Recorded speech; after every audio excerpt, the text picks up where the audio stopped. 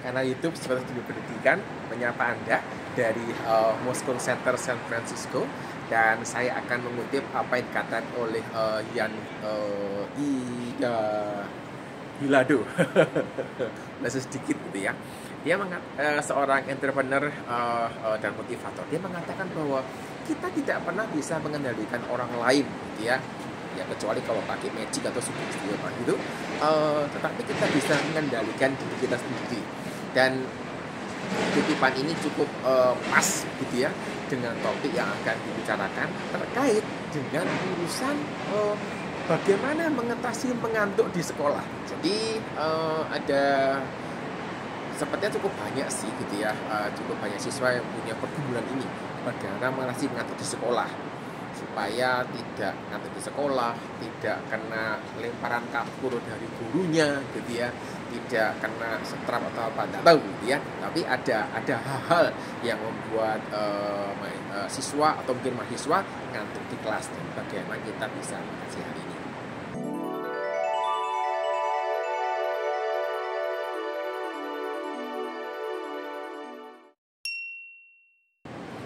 Mengantuk itu adalah salah satu dari tantangan yang dihadapi oleh semua orang dalam banyak hal. Kalau belajar ngantuk, nah itu juga tantangan. Sedang setir mobil ngantuk, itu juga jadi masalah. Sedang jalan ngantuk juga masalah. Jadi ada banyak kasus yang membuat rasa mengantuk ini jadi sebuah tantangan gitu ya. Dan ini sudah ada sejak dulu gitu. Kita tidak bicara di era internet ini, bukan gitu ya. Sudah zaman dulu sudah ada yang namanya tadi mengantuk. Beberapa siswa mengalami perlakuan tidak nyaman dari guru gitu ya, dilempar kapur, dilempar kertas gitu ya, mungkin kena hukuman berdiri di depan kelas, atau bahkan masih ada hukuman seperti itu. Tapi itu fenomena yang terjadi di sekolah. Dan sebenarnya kalau kita bicara tentang mengantuk itu setidaknya karena dua hal. Yang pertama adalah kondisi tubuh yang lelah karena kurang tidur, itu akan membuat orang mengantuk. Yang kedua itu masalah rasa bosan. Rasa bosan ini itu bisa membuat orang itu merasa ngapain ya gitu, dan karena merasa tidak perlu mengerjakan apa-apa dan tidak bisa berbuat apa-apa gitu ya, maka datanglah rasa kantuk itu mulai menghampiri pelan-pelan, dan mulai terjadi banyak pergumulan di sekitar hal itu. Ketika seseorang itu mengantuk secara umum gitu ya, karena kurang tidur gitu ya. Penyebab utamanya mengantuk itu adalah kurang tidur. Kalau dalam bahasa Inggris sleep deprivation, kurang tidur ini bisa memicu banyak hal, dan terjadi juga karena banyak hal gitu ya. Banyak siswa itu suka belajarnya malam. Jadi kalau siang memilih tidak belajarnya malam.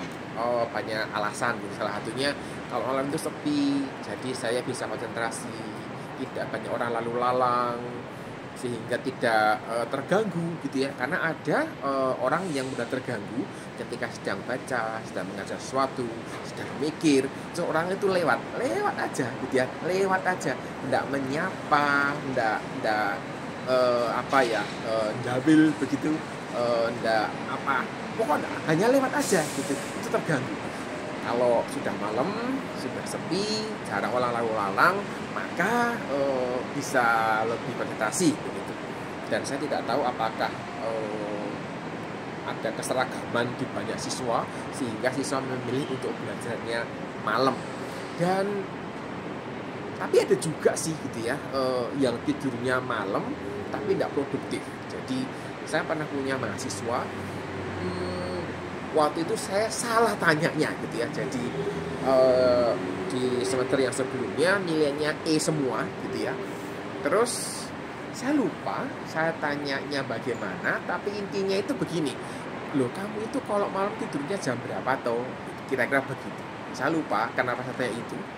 Terus dia bilang ya sekitar jam 2 jam 3 pak, dia bilang begitu. Terus saya heran, loh tidurnya jam 2 jam 3 kok begini gitu, terus kamu ngapain? Jadi dia bilang, saya main game pak. Wah, susah kok begini gitu ya. Jadi tidurnya malam, mungkin pagi gitu ya, tapi tidak produktif. Nah ini lebih parah lagi gitu ya, masih mendingan yang tidurnya malam atau pagi gitu ya, tapi masih produktif, masih belajar gitu. Tapi kita mesti berusaha untuk mengatasi hal ini supaya tidak menjadi masalah gitu ya, ada rasa ngantuk tadi di dalam kelas. Ketika seseorang itu kurang tidur terus mengantuk gitu ya, sebenarnya adalah reaksi tubuh manusia gitu ya, yang menunjukkan bahwa kamu ini kurang istirahat, harus segera istirahat. Itu kalau ngantuknya karena kurang tidur ya, yang bosan nanti saya bahas gitu ya. Tapi kita fokus diri masalah kurang tidur. Jadi ketika orang itu kurang tidur, rasa mengantuk ini menjadi sebuah reaksi gitu ya, bahwa stop, mesti istirahat gitu ya, karena lelah dan seterusnya. Dan ini wajar gitu ya, bukan sesuatu yang aneh, sesuatu yang kita mesti tutupi, tidak perlu gitu ya, karena memang itu sesuatu yang wajar. Kecuali memang ya kurang tidur karena tadi itu gitu ya, banyak main game, mungkin ditutupi rahasianya supaya anak marah dan seterusnya. Dan kita tahu lah solusinya apa, ya harus membuat kita ini punya waktu tidur yang cukup. Orang mengatakan tidur harus 8 jam gitu. Saya pribadi tidak mengatakan bahwa harus 8 jam, tetapi tidur yang cukup. Ada orang mengatakan tidur 6 jam cukup, ya mungkin buat dia gitu ya, tapi tidak sama. Setiap orang punya batas yang berbeda-beda. Nah, tapi kita bisa melihat performa seseorang ketika dia mengatakan tidur 5-6 jam itu cukup, tetapi ternyata performanya dia itu tidak bagus, kemudian mungkin responnya lambat dan seterusnya, berarti kemungkinan besar gitu ya tidurnya itu waktunya kurang panjang. Nah, jadi ya itu sesuatu. Ada orang yang mencoba gitu ya untuk menahan kantuk ini dengan minum kopi, dengan minum energy drink misalnya. Di dalam jangka pendek menurut saya sih tidak ada masalah. Tetapi kalau ini diteruskan dalam jangka panjang gitu ya, akan jadi masalah. Saya bukan ahli kesehatan, saya bukan dokter gitu ya, tetapi saya melihat bahwa konsumsi energi drink dalam jangka panjang itu akan mengganggu metabolisme dalam tubuh. Jadinya mungkin tanya gitu ya pada teman-teman yang punya keahlian di bidang ini. Jika sahabat SMP ada yang memang mengetahui detailnya, tulis kolom komentar supaya bisa menolong kita semua, setidaknya bisa membatasi konsumsi energi drink misalnya. Rasa bosan dengan mata pelajaran yang dipelajari itu juga bisa menimbulkan rasa mengantuk. Jadi, aduh, belajarnya ini lagi gitu ya. Nah, rasa bosan ini itu membuat orang itu tidak punya semangat gitu, tidak punya gairah gitu ya. Dan semua orang pasti mengalami, saya juga gitu ya.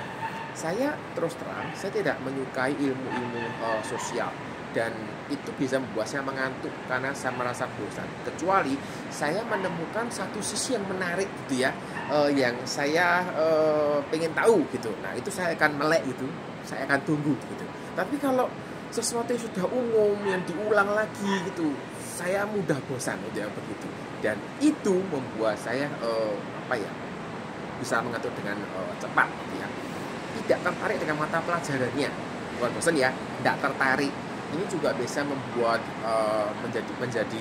bisa menjadi bosan. Kenapa? Karena merasa terjebak dalam situasi, tidak bisa ngapa-ngapain, dan ya sudah, ya ini diterima saja, kira-kira begitu. Kemudian juga guru yang mengajar tidak kreatif, caranya ya begitu-begitu saja. Kemudian mungkin nada bicaranya monoton gitu ya, ngomong ya datar gitu ya, atau suaranya kurang keras. Nah ini juga bisa menimbulkan suasana kelas itu jadi bosan. Atau gitu ya, atau ada mata pelajaran yang dikerjakan itu setelah pelajaran olahraga, jadi capek gara-gara capek, mungkin mata pelajaran tidak disukai gitu ya, wah tambah lagi gitu, tambah drop lagi gitu semangatnya, makin tinggi kebosanannya, dan rasa mengantuknya juga akan pasti makin kuat. Kasus tidak tertarik dengan mata pelajaran itu wajar menurut saya ya. Kita tidak harus menjadi ahli di semua bidang sehingga kita tidak tertarik dengan mata pelajaran atau beberapa, itu wajar. Tetapi yang jadi masalah itu ada asumsi bahwa ada mata pelajaran yang ada suaranya, ada yang mengatakan bahwa mata pelajaran itu bermanfaat, jadi mesti belajar. Yang ini tidak bermanfaat, tinggal aja. Nah, itu jadi masalah tersebut, buat orang tidak tertarik untuk belajar. Dan ya, kalau kita bicara tentang hal ini gitu ya, maka sebenarnya mata pelajaran yang kita tidak tertarik itu kita perlu punya wawasan gitu ya. Dalam sebuah video terkait nanti cek yang di sini ya, sebuah video terkait dengan berpikir kritis, wawasan ini menolong orang untuk bisa membuat pertanyaan. Nah, jadi mata pelajaran yang tidak disukai gitu ya, itu jadikan sebuah wawasan yang bisa menolong kita ketika kita belajar. Mata pelajarannya tidak penting, kayak contoh gitu ya, orang bilang begini, saya ini belajar kalkulus, belajar matriks gitu ya, di matematika, tidak penting, itu tidak berguna buat saya. Saya mengatakan gitu ya, mungkin buat orang yang mengatakan tidak berguna gitu ya, mungkin buat dia tidak berguna.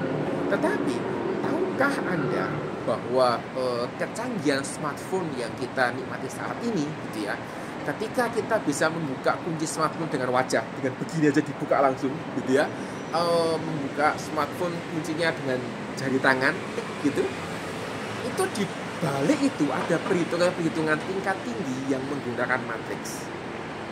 Terus kita mengatakan matriks tidak perlu diajarkan, mungkin gitu ya, buat yang bekerja tidak menggunakan matriks Anda merasa tidak bermanfaat. Tetapi mata pelajaran tidak bisa dibuat dengan cara ya karena aku tidak perlu belajar gitu, tidak bisa begitu. Kenapa? Karena nanti sekolahnya jadi rumit gitu, harus mengikuti setiap orang secara khusus. Oh, ini tidak perlu, tidak bisa gitu. Ada tingkat-tingkat tertentu yang kita mesti terima sebagai sebuah wawasan yang menolong sebenarnya kita menghubungkan dengan sesuatu yang lain. Kemudian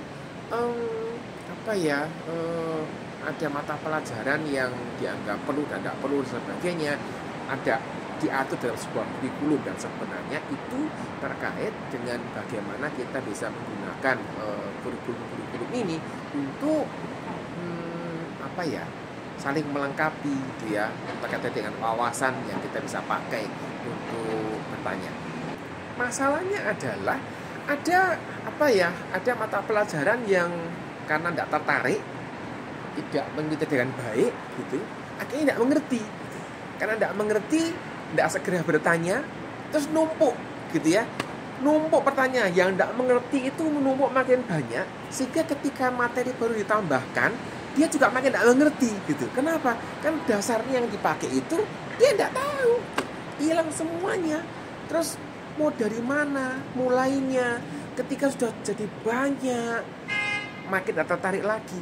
Itu bisa menimbulkan ya tadi itu, rasa mengantuknya bisa makin tinggi. Kadang-kadang sudah males, sudah nyerah gitu. Dan ya video bertanya di kelas gitu ya, nah ini menjadi sesuatu yang kita bisa manfaatkan buat sampai di kelewatan bisa nonton gitu ya, supaya jadi sesuatu yang bisa digunakan. Ketika dalam hal rasa bosan di mata pelajaran ini terjadi karena guru tidak kreatif, kita perlu dukung gitu ya, kita perlu mendukung para guru ini untuk bisa berkembang. Artinya berkembang di dalam meningkatkan kreativitas mengajar. Permasalahannya adalah beban guru sangat tinggi di dalam arti begini. Di semua negara, bahkan negara maju, guru pasti lembur. Karena memeriksa tugas, memeriksa PR kalau ada, memeriksa ujian itu biasanya dikerjakan di rumah, bukan dikerjakan di sekolah. Beban administrasi, pelaporan ini itu cukup banyak. Jadi panitia ini, panitia itu juga ada. Dan ini menjadi beban yang cukup tinggi sehingga hampir tidak punya waktu untuk mengembangkan diri. Sehingga administrator di sekolah itu perlu memikirkan gitu ya, bagaimana supaya guru ini dilatih, didampingi untuk mengembangkan kreativitas dalam mengajar. Ini perlu satu dukungan khusus untuk hal ini. Jadi saya mengapresiasi beberapa sekolah yang punya tim kreatif yang mencari tahu perkembangan metode mengajar yang terbaru, yang mungkin cocok, kemudian dilatihkan, didampingi, sehingga proses mengajar di kelas itu bisa menjadi lebih hidup gitu ya. Siswa jadi lebih tertarik gitu ya. Guru juga punya semangat untuk ngajar gitu ya. Kalau enggak, muter siklusnya gitu ya. Gurunya bebannya tinggi, tidak bisa kreatif, siswanya bosen gitu ya, ngantuk. Karena ngantuk, gurunya juga merasa lelah. Wah, ini muter terus ini, tidak pernah berhenti. Dan itu kita mesti selesaikan dari sekarang. Saya mau cerita siklus yang tadi saya sampaikan itu mungkin kurang lengkap gitu ya. Jadi guru ini sudah terlalu sibuk dengan tugas-tugasnya gitu ya. Yang ngajar, ya administrasi, koreksi tugas, buat soal ujian, koreksi ujian dan sebagainya. Kemudian guru ini karena sudah terlalu sibuk gitu ya, tidak punya waktu untuk mengembangkan diri, mencari tahu cara mengajar yang lebih menarik, pendekatan yang berbeda, belajar ini itu. Mungkin belajar teknologi buat guru yang masih muda mungkin cepat gitu ya, tapi buat guru yang senior agak lambat. Nah, ini jadi masalah. Akibatnya apa? Siswa di kelas bosen, hasil ujiannya buruk. Kemudian guru ini dipaksa oleh sekolah untuk memotivasi supaya ayo kamu mesti belajar, ayo kamu mesti begini dan sebagainya gitu ya. Ketika guru dipaksa memotivasi, sudah begitu harus memotivasi muridnya sampai bisa gitu ya. Ini tambah beban berarti tambah sibuk. Nah, tambah sibuk tidak bisa mengembangkan diri, siswanya bosan, ini muter terus ini. Kita tidak pernah selesai fungsinya. Jadi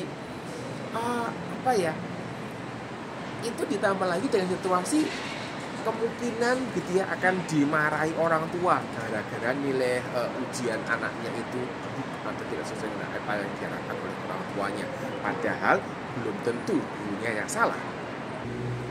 Bosan dengan mata pelajaran, kesel gitu ya, bukan kesel, bosan dengan mata pelajaran itu dapat terjadi juga karena tubuh ini lelah gitu ya. Ketika ada mata pelajaran ditempatkan setelah olahraga gitu ya, dan tidak ada waktu istirahat yang cukup, maka kondisi lelah ini membuat anak tidak siap belajar sehingga menimbulkan rasa bosan dan akhirnya jadi mengantuk gitu. Jadi perlu diatur. Saya tidak ingin mengatakan bahwa gini loh, atur aja mata pelajaran setelah olahraga itu yang gampang begitu. Buat saya gitu ya, ini mulai membedakan. Ini mata pelajaran yang gampang, ini yang susah. Tidak bisa. Seharusnya menurut saya gitu ya, ngaturnya setelah mata pelajaran olahraga itu diatur supaya setelahnya itu adalah istirahat. Lumayan memberikan waktu recovery gitu ya buat siswa untuk nanti masuk ke pelajaran berikutnya. Kemudian beberapa sekolah itu mengatur jam olahraganya itu sore. Jadi ketika saya SMA, saya tidak ada olahraga itu di pagi hari, tidak ada. Jadi pagi sampai siang itu kami belajar di dalam kelas, tidak ada olahraga sama sekali. Olahraganya seminggu sekali sore. Jadi ya pulang sore lagi, waktu itu begitu. Saya tidak tahu alasannya apa, waktu itu tidak kepikir tanya gitu ya. Tapi kemungkinan besar gitu ya, ada masukan-masukan terkait dengan situasi badan yang lelah karena olahraga ini dan tidak bisa konsentrasi untuk belajar. Mungkinkah gitu ya waktu istirahat setelah olahraga terlalu pendek? Jadi kalau olahraga di set 2 kali mata pelajaran berarti 90 menit. Mungkin olahraganya hanya 1 jam gitu ya, karena perlu setengah jam untuk recovery, istirahat dan sebagainya. Saya tidak tahu sekarang bagaimana pengaturannya. Atau waktu belajar, waktu antar pelajaran itu terlalu pendek gitu. Jadi habis belajar ini gitu ya, langsung sambung ini, nyambungnya terlalu banyak sehingga waktu istirahatnya itu kurang panjang. Ini juga bisa membuat otak itu lelah berpikir gitu ya, otak lelah berpikir, badan juga lelah.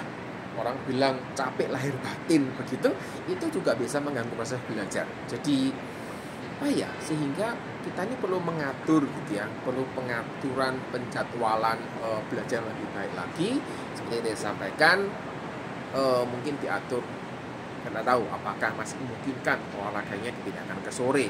Ini kebijakan sekolah, bukan ranah saya untuk mengatur sekolah, bukan ranah saya untuk memasak sekolah. Saya hanya bisa cerita gitu ya, kondisi-kondisi apa yang mungkin terjadi di Bali itu, dan saya pikir sekolah bisa memikirkan apa yang terbaik buat siswanya. Secara umum gitu ya, kalau pas di kelas, sudah duduk di kelas ngantuk begitu, mungkin bisa ngomong ke gurunya, minta izin ke kamar mandi gitu ya, ngomong saja, saya capek, saya ngantuk, saya mau cuci muka begitu. Menurut saya kok enggak apa-apa ya, enggak masalah sih gitu. Tapi yang betul-betul karena jujur ya, bukan karena mau menghindari atau mau lepas dari kelas itu, karena ada risiko bahwa Anda akan ketinggalan materi yang disampaikan. Kalau sempat mungkin bisa minum air yang dingin supaya kaget gitu badannya, biasanya bisa menolong. Pijat tangan gitu ya, ada orang memberikan tips, ayo pijat tangannya supaya tidak mengantuk. Nah, itu di YouTube banyak tutorialnya. Saya tidak tahu bisa berhasil atau enggak gitu ya, karena belum pernah ngalami, juga belum pernah praktek gitu. Atau makan lombok, biasanya kalau makan lombok pedas begitu bisa melek langsung. Nah, saya tidak tahu apakah tips-tipsnya itu bisa bermanfaat atau enggak. Tetapi beberapa hal cuci muka itu sesuatu yang kita bisa kerjakan untuk menghilangkan rasa kantuk. Dan kalau sahabat SDB punya tips yang lain mengatasi saya mengantuk ini, coba ditampar pipi ini, gitu, ini, wah langsung melek gitu. Nah, itu mungkin juga bisa jadi tips yang tapi nanti dimarahi sama gurunya gitu. Jadi kalau sahabat SDB punya tips yang lain ya, silakan dibagikan di kolom komentar. Saya kira itu yang akan saya sampaikan pada hari ini. Jadi rasa mengantuk bisa diatasi gitu ya, dan kita mesti tahu apa sih masalah di balik rasa mengantuk ini, supaya kita bisa memikirkan langkah yang tepat untuk menyelesaikannya. Sampai jumpa.